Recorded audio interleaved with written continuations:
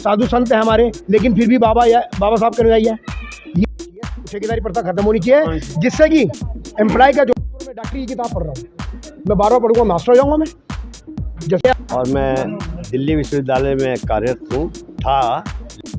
बहुत ज़्यादा बदलाव, क्योंकि उस टाइम में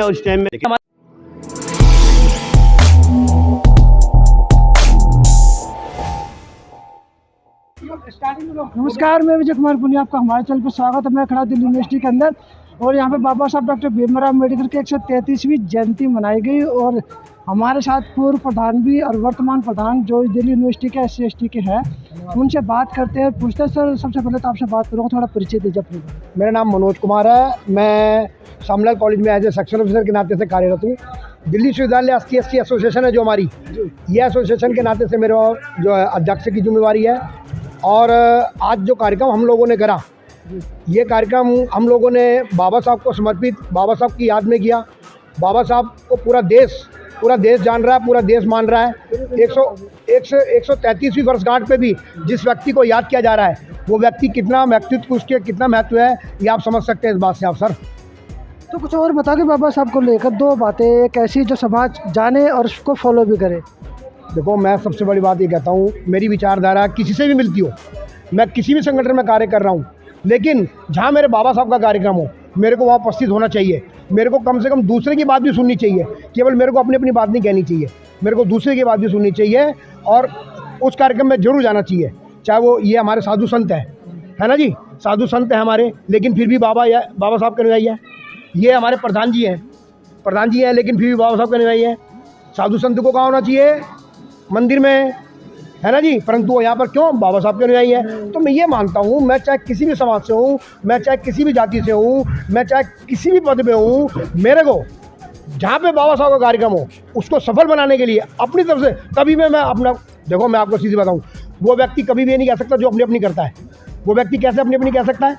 जो अपनी करेगा वो क्या काम करेगा, क्योंकि वो तो अपने मन में लगा हुआ है। वो मेरा ये आग्रह आपके चैनल के माध्यम से कि जहाँ पर भी बाबा साहब का कार्यक्रम हो, यदि हम बाबा साहब को मानते हैं, हम उसके अनुयायी हैं, हमने उनको माना है, उनके ब्याह पे आज हमारी नौकरियां हैं। भागीदारी कितनी है SC/ST वालों की दिल्ली यूनिवर्सिटी के अंदर? भागीदारी को लेकर जहाँ तक मेरी बात है, देखो अभी हमारे को आयोग के अंदर हमारे अध्यक्ष नहीं थे, बहुत दिक्कतें आ रही थी हमारे को, परंतु सरकार ने आयोग के अंदर हमारे किशोर मकवाना जैसे हमारे जो SC/ST आयोग के, उन्होंने जो है SC आयोग के अध्यक्ष के नाते से उनकी नियुक्ति की है। अभी महीना भर भी नहीं हुआ, उनसे हमने आग्रह किया, वो तुरंत भागे चले आए कि मैं विश्वविद्यालय के अंदर आऊँगा और विश्वविद्यालय के अंदर मैं जरूर मिलने आऊँगा आप सब साथियों से। तो ये कितनी बड़ी बात है, इससे मनोबल बढ़ता है, हम जैसों का भी समाज का मनोबल बढ़ता है। इतनी बड़ी बड़ी अथॉरिटी बैठी थी यहाँ, अथॉरिटी को मैंने तो अपने वक्तव्य में वहाँ खड़े होकर मंच से कहा कि भाई जिस समय व्यक्ति प्रताड़ित होता है, वो कहता है तेरे को कोर्ट में देख लूँगा, चिंता मत कर। वो कहता नहीं कहता, ऐसे हम क्योंकि कारगर हैं, हम मजदूर लोग हैं, चाहे सफाई कर्मचारी हो, चाहे वो एक AR हो, चाहे वो DRO यूनिवर्सिटी के अंदर, सब के सब मजदूर हैं, सब के सब कर्मचारी हैं। जब भी उनके किसी भी तरह का अहित होता है, वो कब से पहले कहाँ भागता है? आयोग में भागता है। अपने उसको पता है मैं तेरे को वहाँ देख लूँगा आयोग में, तूने मेरे साथ अनजस्टिस किया है, तेरे को मैं आयोग में देख लूँगा। वो क्यों कहता है? क्योंकि उसको पता है, उसको विश्वास है अपने आयोग के ऊपर। वो इस करके अब हमारा आयोग है, हम उससे अपने काम कराएंगे। अभी किशोर मकवाना जी हमारे साथ थे, आदरणीय आलोक कुमार जी हमारे साथ थे। आलोक कुमार जी विश्व परिषद का काम देखते हैं, लेकिन वो फिर भी समरसता के कार्यक्रम में बैठे हुए थे यहाँ पर। क्यों? 2045 का रोड मैप बार बार बोला जा रहा था यहाँ पर, क्या चीज़ है? 2047 का रोड मैप। देखो ये सरकारी योजना है, हमारे को उससे मतलब नहीं है, लेकिन माननीय आलोक जी ने एक चीज़ कही आज के कार्यक्रम में, बहुत बढ़िया। एक तो ठेकेदारी पे वो बोले कि जो ठेकेदारी है वो प्रथा, ठेकेदारी खत्म नहीं होनी चाहिए, वो ठेकेदारी प्रथा खत्म होनी चाहिए, जिससे कि एम्प्लॉय का जो हक है उसको मिले।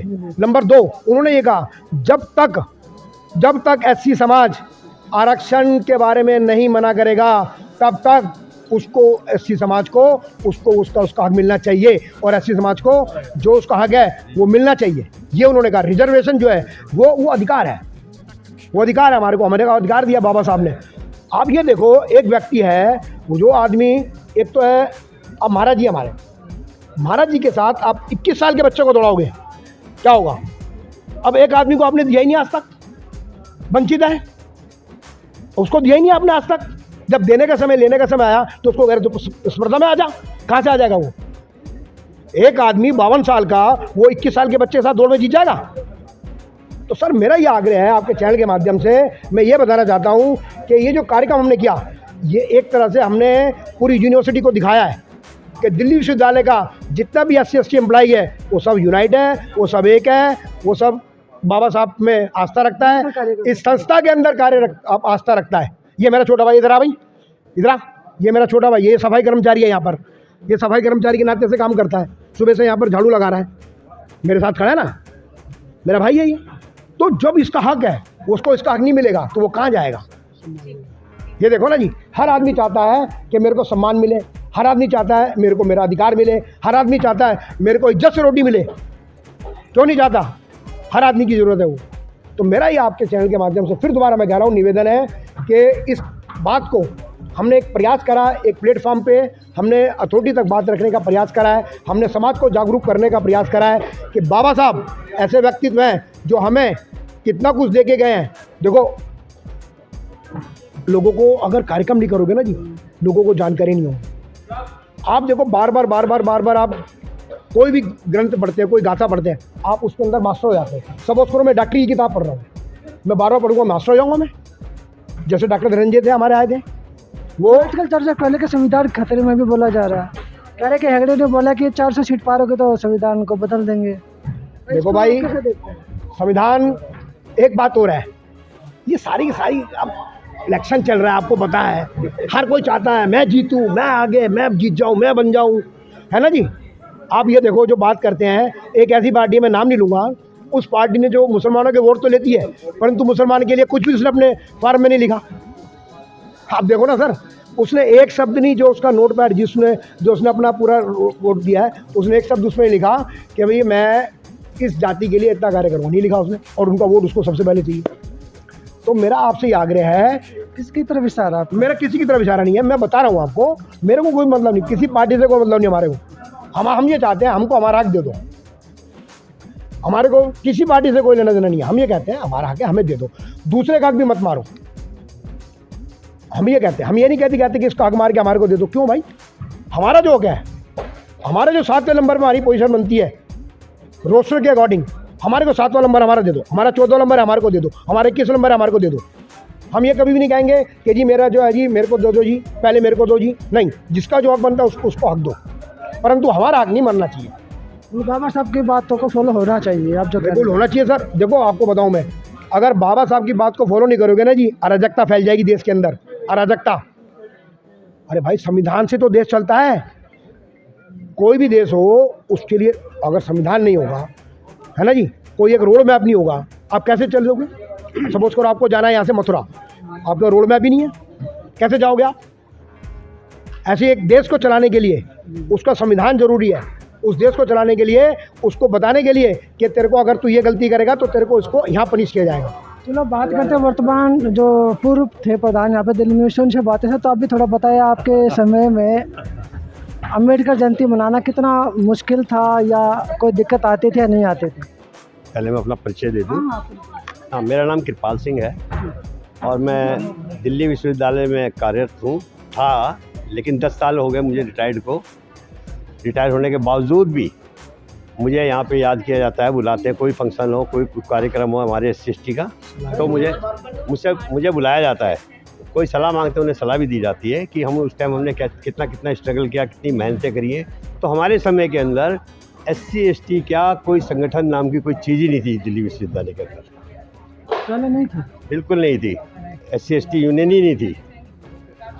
ये तो हमारे कुछ सीनियर साथी थे, हमें यही नहीं पता था कि ये SC/ST एसोसिएशन क्या होती है, क्या नहीं होती है। उनके माध्यम से फिर हमें पता लगा कि हमारी एक SC/ST जो एसोसिएशन है, वो हमारे पुराने जो थे, वो हमारे गुरुजी कृपाल जी थे, तो इनका बहुत बड़ा योगदान है कृपाल जी का, कि इनका जो SC/ST जो संगठन खड़ा करा, बहुत बड़ा योगदान हमारे गुरुजी का भी। तो जब SC/ST एसोसिएशन का निर्माण हुआ, उस टाइम मैं वाइस प्रेसिडेंट था। क्योंकि प्रेसिडेंट हमारे जो थे, जो इनको करता धरता थे, प्यारे लाल जी थे। मैन फाउंडर मेंबर जो थे वो प्यारे लाल जी थे, जो इकोनॉमिक्स ग्रोथ के अंदर सर्विस करते थे, एज ए पियोन थे। तो उन्होंने बहुत मेहनत करी, एक एक व्यक्ति के पास जाके उन्होंने 2-2 रुपए की पर्चियाँ काटी मेंबरशिप की। 2 रुपए की 2-2 रुपए की पर्ची काटी हमारे टाइम में मेंबरशिप के लिए सिर्फ। हर कॉलेज में वो उनके पास बाइक थी, बाइक के ऊपर वो अपनी लेटर मतलब सप्लाई करते थे। हर कॉलेज के अंदर जाते थे, वहाँ जाके पूछते थे कौन SC का है, कौन ST का है। तो पूछने से ही पता लगता था, छुपके लोग छुपके बताते नहीं थे। तो उन्होंने एक एक चुपचाप उनको मेंबरशिप दी। 2-2 रुपए की मेंबरशिप करने के बाद जब सारे कर्मचारी जब मेंबर बन चुके थे, बनने के बाद उन्होंने प्यारे लाल जी ने इस संस्था का रजिस्ट्रेशन करवाया। रजिस्ट्रेशन करने के बाद इसका इलेक्शन हुआ। इलेक्शन करने के बाद जो प्यारे लाल जी थे वो अध्यक्ष थे इसके एसोसिएशन के, और हमारे एक नाम दिमाग से बरवाला साहब थे एक,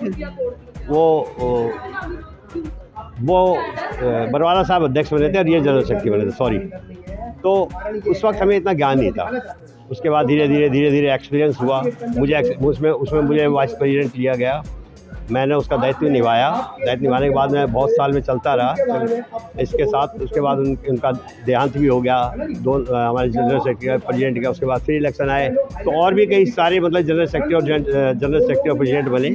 लेकिन उसके बाद हमें कई सालों के बाद प्रेसिडेंट बनने का मौका मिला। उसके बाद हमने अपना कार्य किया। एक चीज़ और बताओ, अभी जो आज वर्तमान में आप खड़े, आपको सम्मान भी मिला यहाँ पे, 10 साल आपको रिटायरमेंट हो गया, अब आपको कैसा लग रहा है कि यहाँ पे कि पहले से काफ़ी बदलाव आपको लग रहा है या वैसे ही चल रही काम? ज़्यादा बदलाव है आज की डेट में, बहुत ज़्यादा बदलाव, क्योंकि उस टाइम में और इस टाइम में जागरूकता बहुत ज़्यादा आई है समाज के अंदर। बहुत समाज जागा है, जागरूकता आई है। आज की डेट में जागरूकता जब ज़्यादा आई है ना, तो अब SC/ST के जो ऑफिस के ऊपर, जो SC/ST ऑफिस जो हमारा, उसके ऊपर ही बड़ी दावेदारी की जा रही है कि ये इलेक्शन के अंदर भाई ये ऑफिस जो है उसके अंदर ही हमारी दावेदारी पूरी है। तो जो ऑफिस ही मिला था वो भी हमने ही बहुत मेहनत करी, उसके अंदर स्ट्राइक करी, सब कुछ किया, उसके बाद जाके ये दफ्तर मिला गया। तो आपके कहने का मतलब ये है कि अब जो है दूसरे समाज के लोग भी अपनी एसोसिएशन में आ रहे हैं? बिल्कुल, SC/ST है, ये तो हमारा है ही है, SC/ST तो है। अगर OBC भी आना चाहे तो उसके लिए कोई रुकावट नहीं हमारे यहाँ पर। लेकिन OBC की एसोसिएशन एक अलग एसोसिएशन है यहाँ पे, वो अपना काम कर रही है। उनका आयोग भी अलग है, उनके एसोसिएशन भी अलग है। इसलिए हमारी जो संस्था है ये SC/ST ओनली SC/ST के नाम से है। SC और ST के ही लोग मतलब इसमें मेंबरशिप ले सकते हैं। तो हमने अपने टाइम में बहुत कार्य किया, बहुत ज़्यादा कार्य किया हमने। आज भी मुझे मानते हैं लोग इस बात के विषय में कि भाई जो बंदा कृपाल सिंह जो थे प्रधान थे यहाँ पे, जो वो कार्य कर गए, शायद उसका मुकाबला कोई कर नहीं सकता इस वक्त। और कर रहे हमारे मनोज जी हैं, इसलिए अध्यक्ष हैं। बहुत मेहनत कर रहे हैं, ये अच्छा बोलते भी हैं, बहुत मेहनत कर रहे हैं, अच्छा बोलते हैं, वक्ता अच्छे हैं, ये काम भी अच्छे कर रहे हैं। हम जैसों को याद करते हैं समय समय पर। ये बहुत बड़ी बात है इनके लिए, हमारे लिए। तो ये थे पूर्व प्रधान भी थे और वर्तमान प्रधान, दोनों से मैंने बात की। दिल्ली यूनिवर्सिटी के अंदर जो हालात थे उनकी चर्चा की, उन्होंने बातें बताई है। तो मैं विजय कुमार पुनिया, मुझे दीजिए इजाज़त, धन्यवाद।